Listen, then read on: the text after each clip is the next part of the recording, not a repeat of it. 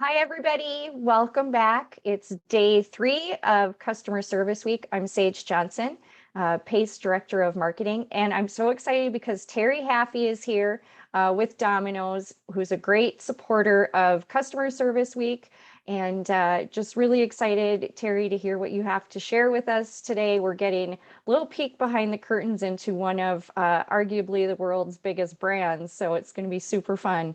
Let's start. I'm just going to tell everybody a little bit about Terry. Her title is Manager, U.S. Customer Support for Domino's. And we're going to start with a quick Domino's video. And Terry, once that's done, I'll let you take it away. Okay, thank you, Sage.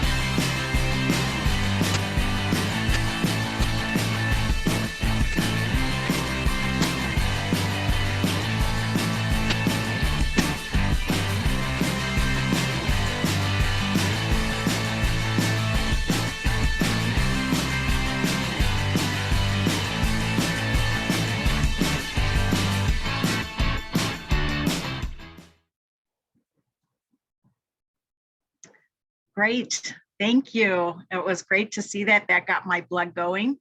Hello, everyone, and happy Customer Service Week.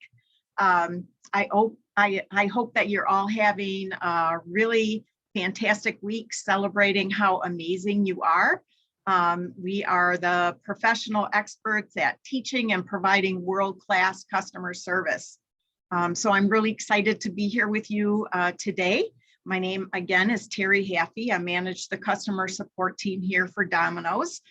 We're located in Ann Arbor, Michigan at our World Resource Center. And I'm here to give you some tips and tricks of how we handle voice of customer feedback. You know, we all get feedback whether we want it or not, right? But it truly is a gift. It helps us as individuals, and it also helps us as businesses, you know, get better. So first, just to provide context for how we handle feedback, I just like to share a little bit of information about Domino's and about the customer support team today. Okay, so about Domino's, we are the world leader in pizza delivery. We started in 1960, and that was the first store opening. In 2021, this year, we actually got to 18,000 stores in over 90 countries. So a big business and an exciting place to be. We sell an average of 3 million pizzas every single day.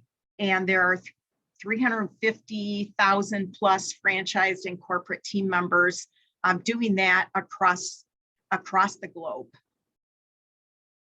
So the next slide shows a little bit about the customer support team. So we are a small but mighty team. There's 45 of us here at our office, all working remotely right now. And we handle everything that comes in from customers 24/7, 365 days a year. And we handle over 1 million interactions every year. We have several contact methods, just as I'm sure all of you do. We handle phone calls every day. We have social media, Facebook, Twitter, Instagram, and of course our email channels. That's how all of our feedback gets to us. So our team purpose, our mission is to save loyal customers and protect the brand. But our objective is really to very quickly report feedback to the responsible parties across our company. So how do we share that feedback? Well, local owners receive a verbatim case detail for every single customer inquiry or concern that we receive. We send that out to them via email every time we receive a contact via any one of those channels that I just mentioned. We also record that information, of course, in our database, and it is also kept and saved in a intra platform where our franchisees and stores can manage and monitor all of the customer feedback cases that they have received. So how are we sharing this feedback? Besides the individual case details, we have hundreds and hundreds of automated, automated customized reports that we're sending out each week, daily, sometimes hourly, to help manage the business from our store level to departments are also reviewing this information, and our leadership level is used to receiving these reports and monitoring how the business is doing. So all of this is going, of course, to our local owners. We communicate with our supply chain centers and our quality assurance team, often the safety and security team, our marketing department for promotions and programs. And that's just a few to start with, but pretty much we touch every single department within this organization, and they are waiting to get feedback from us to help them improve their business or make decisions. Our team of experts has a really keen sense of when something is not right. To give you some examples of what that means, for us, we depend on our online ordering system, which takes, more than 60% of, I think it's even higher, into the 70 percentiles now of our orders. And so we're looking for things that might be impacting the customer experience, things that could cause our customers not to be able to place orders. So we're looking for things that could potentially be occurring in our online ordering system. Like, for example, if you've ordered Dominos from us, you probably are watching the tracker or have heard about the pizza tracker. Our customers love to be able to track when their pizza is going in the oven, when their pizza is finally out of the oven, and when it's on their way. When it's on their way to them. So if something goes down and people can't watch the tracker, you know what's going to happen. Our volume goes up. So we're looking for anything like that. We're looking for things that we can contact other people within our company and have them fix something so it's not impacting many, many more customers than it needs to be. Payment issues, for example, maybe our payment gateway has a problem and it's not able to take credit card payments. Our reward system, potentially the free pizzas that people have earned, maybe there's a problem with those and they're not going into their order. So we're looking for all of those things. My team has developed we have over 300,000, excuse me, 300, not 300,000, 300 reason codes that help us identify and report to the right people. So I highly recommend, as someone who's in charge of your department or the team members that are in the department, you get that feedback from them about, all right, when these concerns are coming in, what are the right reason codes to be using? So you can get it in the hands of the right people.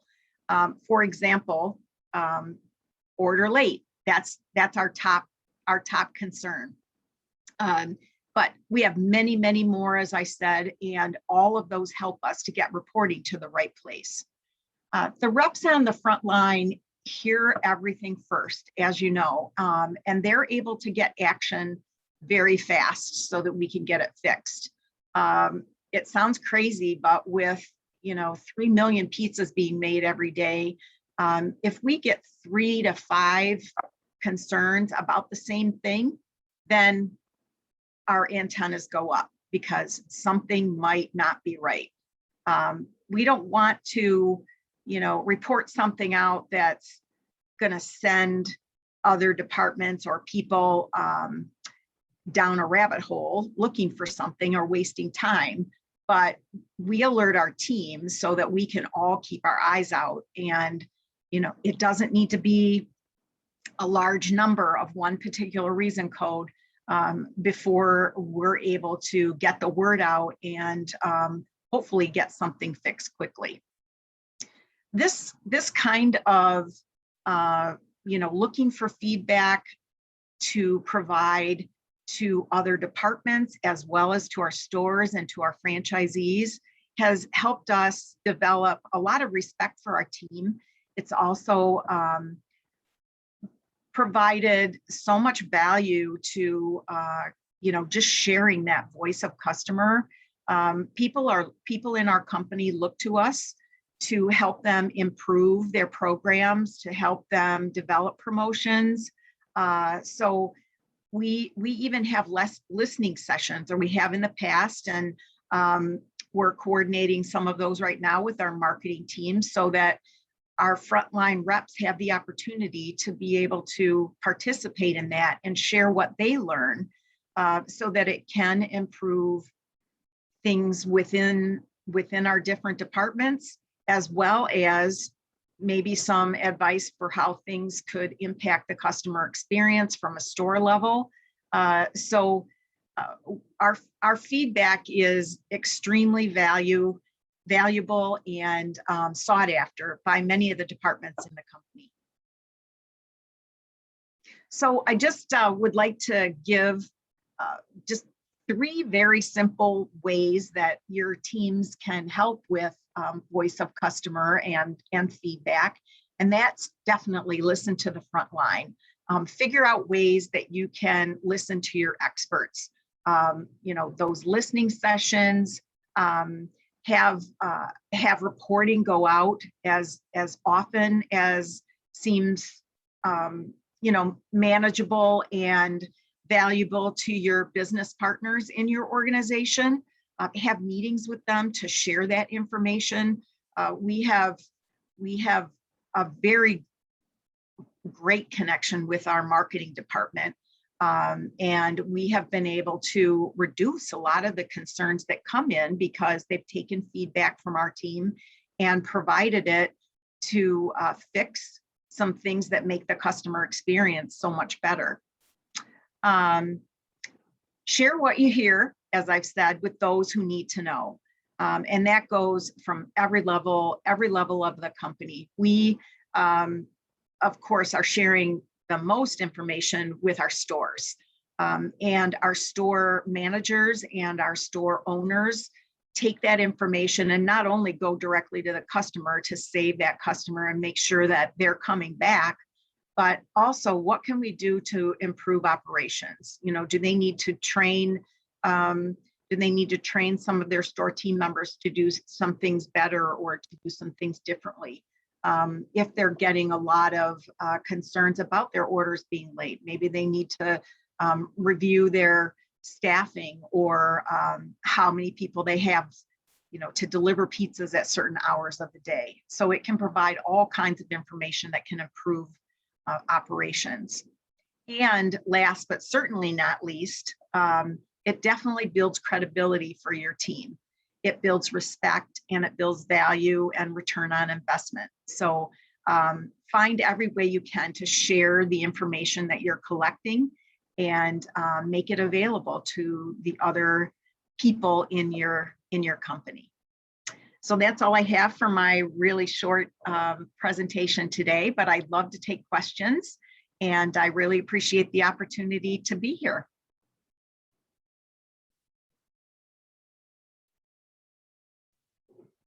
Harry, it looks like there is something in the chat. Okay. If you can see that, let's see. I should be able to.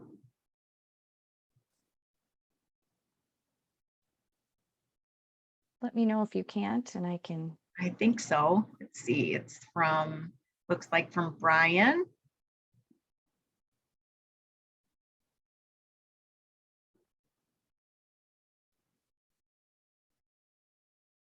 He's suggesting that new tools can help customers cut down customer service interaction. Introducing chat support is a good example.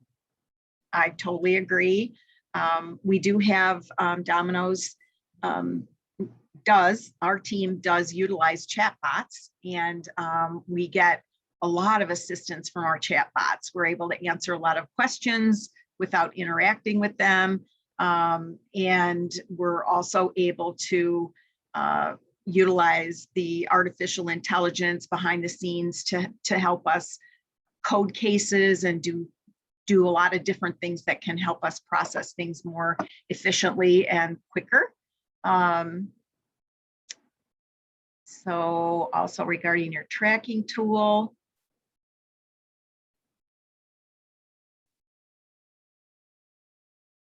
do I believe your tracking tool has created more calls to your support team or less?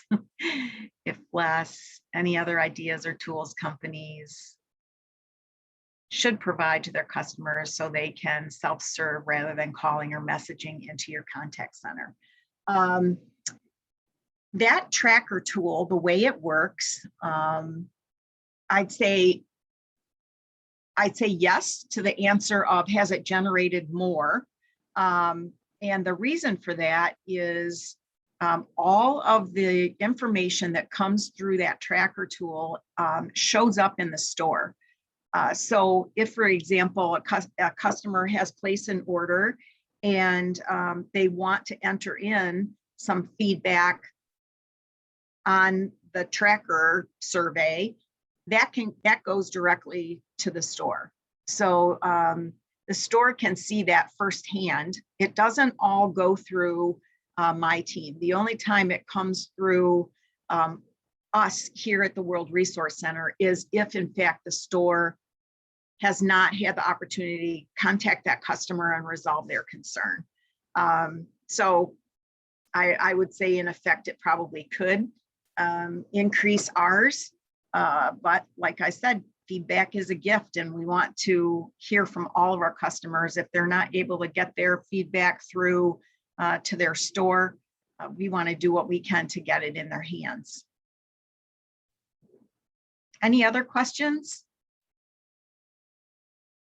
Harry, do you have some examples of times that feedback has really changed something almost company-wide, or any of those? Can you share any of those with us? Yeah, let's see. We have had, I have quite a number of examples. I'm not sure, which ones I can share and which ones I shouldn't, but I think this one would be okay. We had an advertisement that was causing some issue with customers because there was a doorbell. This is some time ago, but there was a doorbell that was ringing when the driver, would show up with pizza. And so we had a lot of customers actually that were contacting us to tell us, to stop that doorbell because it was making their dog bark. So even little things like that you might not think of, that kind of feedback really can change things. So obviously we, that was something that allowed the advertising team to make a quick change and, and fix it. because it was annoying to customers. They have their dogs barking when they had the TV on and the doorbell ringing. Let's see, another example that we've been working very closely with our rewards team. So if you're a Domino's customer, I hope you have a rewards account and are getting free pizzas. So, you know, there's all kinds of reasons that your points might go missing. Potentially that, you know, at the store, somebody didn't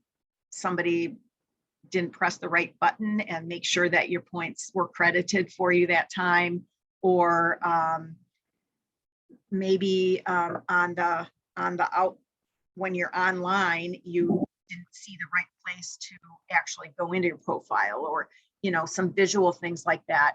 Those kinds of things we've been sorting through, and we probably have, I'd say 50 or 60 different reason codes that we've been collecting now over the past few years, and we meet on it every single month. And we go through those and brainstorm with them, how is it that we could make this reason code go away? What do we need to do? You know, and some of them you just can't, some of them will always be there, but we've been able to involve the development team and, you know, those experts on the brand side that can figure out, all right, what little tweaks can we make here so that this reason code doesn't show up on the report anymore.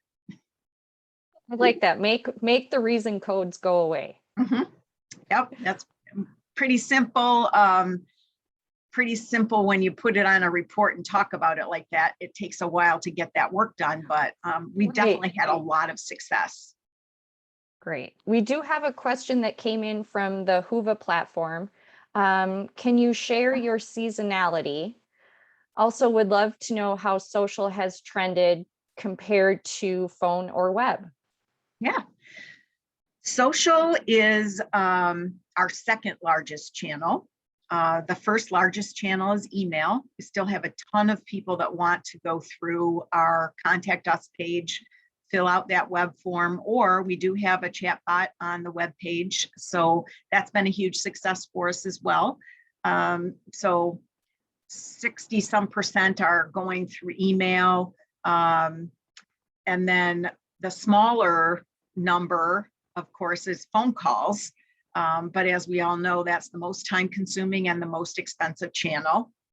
So we're always trying to convert people over to social or the web page.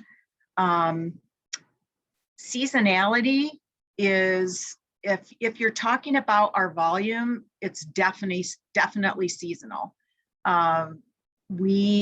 And depending on the promotions that we have throughout the year, but the last quarter of the year is usually just incredibly crazy. So we are in that right now. You know, when the schools go back in session, so when college certainly goes back, and you know, the other schools, even though they're not, you know, in session a lot or not in person right now, parents are trying to save time. So, you know, I'd say just school in general, once it starts, we definitely have a spike in helping customers. Yeah. Interesting. We have another one from Whova. Do you have an example of feedback that changed the way that Domino's delivered pizza? So feedback that changed the delivery. Let's see.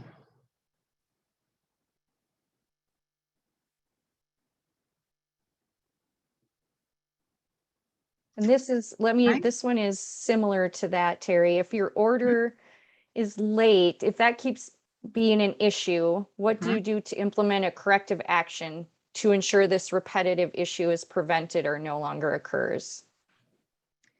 Yeah, that's a great question, which I'm sure the leadership of our company would love to have like the perfect answer for that. You know, what it what it really means, and we come at it from all different directions, is improving operations so that the least amount of time that needs to be spent in the store making the pizza allows for that much more time to get it to the customer, in a safe way. And so that's a lot of what's being worked on always since I've been here. I've been in this role for, 18 years. I've been working for Domino's for over 25 years. And that's always a challenge. Every single year, we're trying to come up with ways that we can improve delivery and not have our orders be late. But when it comes right down to it, if you've got to deliver pizzas, you need to have enough people in the store to do it.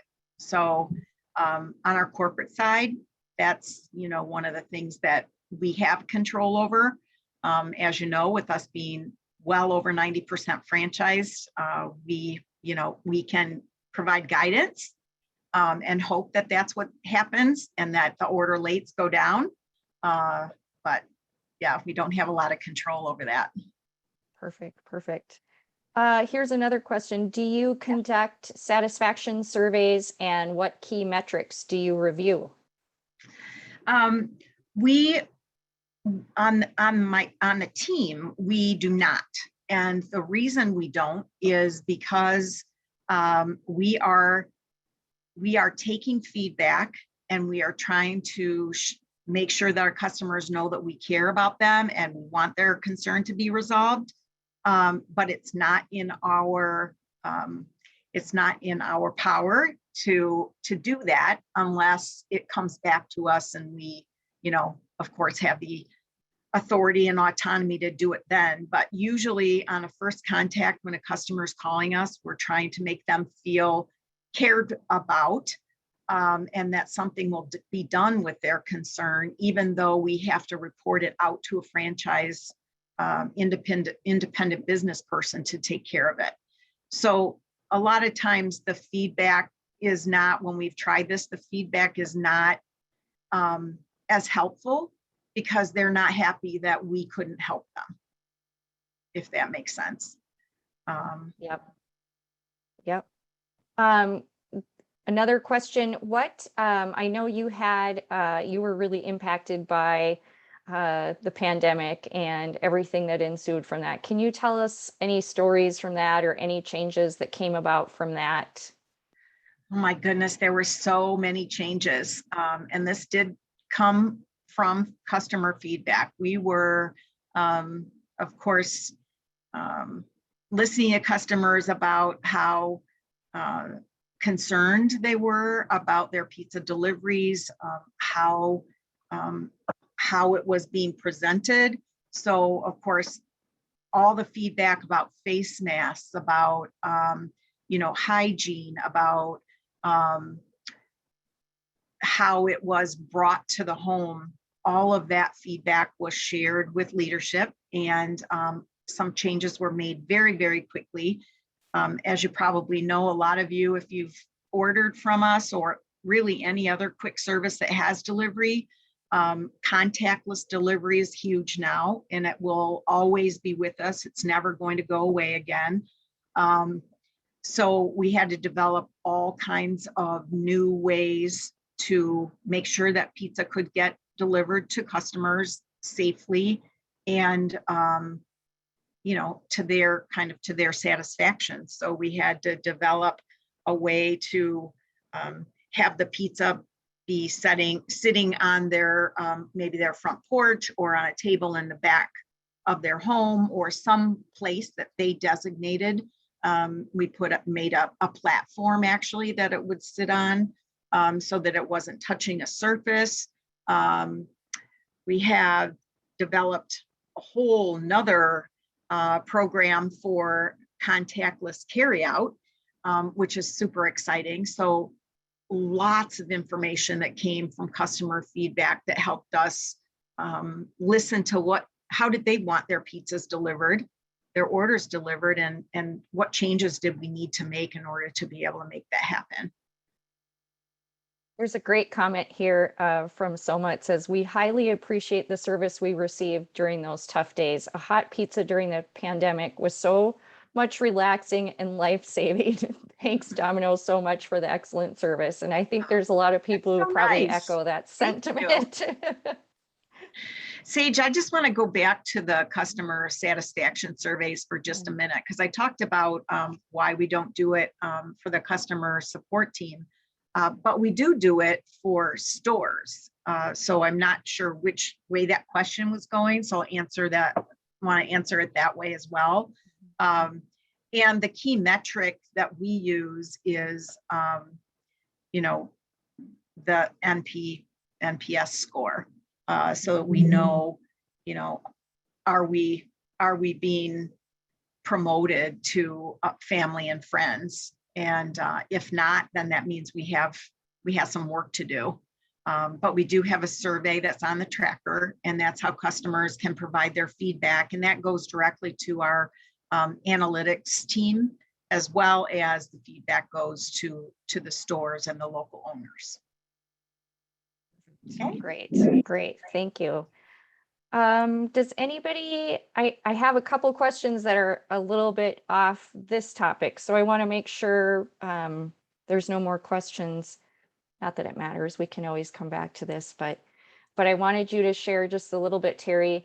I know you're doing a lot to recognize your customer service people this week. Can you share just a couple of those ideas with us? We're always looking for those and trying to share those out. Yes, sure. I actually took some pictures yesterday, so I want to get those posted up on the site today. Because we are a sponsor, we have the beautiful sign that you sent us, the big customer service week sign is hanging in the department right now. I'm the only one here, but we have shown it to everyone. And yesterday we did have an invitation to come into the office, and for those that felt comfortable to come in and work from the office yesterday, because we haven't had a group of people working in the office now for so long. But we got to meet people that have been hired on the team that we haven't ever actually seen in person. And we celebrated with lots of food, like Myra said this morning. We have a hot dog machine called Frank. And so we made sure that we had the hot dog machine going. We had lots of other great food, brought breakfast things in, you know, bagels and things. And then of course we had lunch.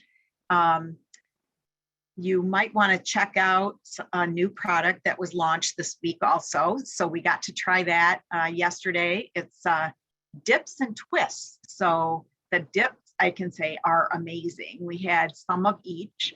My favorite was the hot apple with the cinnamon twists, and it was really good, just like eating apple pie. It was delicious. Oh my gosh. This sounds wonderful. So yeah, we all got to try those new products, ate pizza, of course, and then we had a happy hour as we kind of got to the end of the day shift, and as the evening shift was coming in. So that was great because we had everybody all together. So we had virtual and we had people in person. And I took pictures of all of us, like we were sitting, those of us that were here by the sign, and we had all of our food all over the place. But, you know, and then of course we had people up on the screen so we could all talk to each other and give each other updates on how we were all doing. So that was really great. Couple of hybrid. A hybrid. Yes. Yeah. Our CEO sent a letter out to the entire organization, which was just fantastic. And I will share that with you, Sage, because it was really a phenomenal message that, you know, every single person in this company really is a customer service expert in one way or another, because we all have customers and we all service customers. So it was a really nice shout out. We've had tons of shout outs from people all over the place. We have some internal weekly communications that go out to our franchise community. and then some that go out to everyone that is employed by corporate. So we've had tons of shout outs from people that have seen a video on, I did a little video that was called Deep Dish to talk about the team. So that went out kind of like to the world. And then we have a surprise, which I can't tell you about yet because my team members haven't received it, but they'll be getting a box in the mail this week Cool. with some cool things that we're sending them to. Very good. Very good. Yeah. Thank you for sharing that. That's always great to have some new ideas for that. How about one other quick question for you, Terry? You mentioned your years in this business. What have you seen change from the standpoint of customer service week? Is it maybe it hasn't changed, but what have you seen over the years from that standpoint? Well, this year, with us being a sponsor and really working hard to kind of, to get that out to our whole like company audience, really made a huge difference. I'd say over the past 10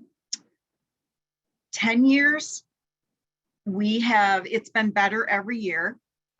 We typically have, when we're in person, it's been super great because then we have people in person that actually come by. We can celebrate together. Usually our leadership, so our CEO, our president, they'll come by and talk to people and, see how the team's doing. Our CEO and president are always willing to like listen to customers and do side-by-sides with our team. So lots of fun things like that. But I would say it just gets better every year because we learn more things to do. So, what you are doing by all this information sharing is terrific. It gives us really, really great ideas about how we can make it better every year. Good, good, fantastic. I see one more comment here for you, Terry. Do students get a discount at Domino's? And do you still have a loyalty card in Canada? We have somebody joining us from Canada. Oh, cool, from Canada. I do not know if Canada has a rewards program. I thought, well, I shouldn't say it that way. I know they have a rewards program, or they used to, because I helped them kind of get that set up after we did here in the US. And I have never heard that they didn't have it anymore. And students, yes, there are certain discounts that students can get, but as I mentioned, because we're independent, because we have all these independent businesses, they can make those decisions. We can do those kinds of things in our corporate stores, but when it comes to the franchise locations, they do make their own decisions. But a lot of them do give student discounts. What a quick comment here. Thank you, Domino's, for sponsoring this event. Customer needs are ever changing, and it is great to both hear and share ideas that keep us all on the leading edge of customer satisfaction. Yeah. Thank you, Melanie. Great message. Thanks, Melanie. Yeah.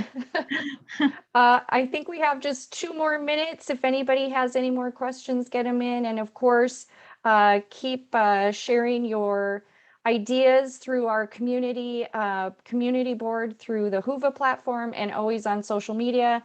As you know, we're using a lot of different hashtags, but CSW21 is a pretty easy one. So just reminding everybody to keep those ideas and sharing. And Terry, I can't wait to see that letter from the CEO and some of your pictures. That'll be fun to share with everybody.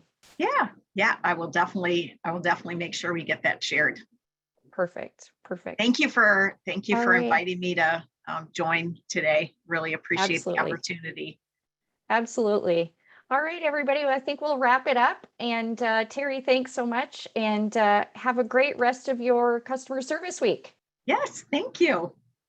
Bye. Thanks, everybody. Bye-bye.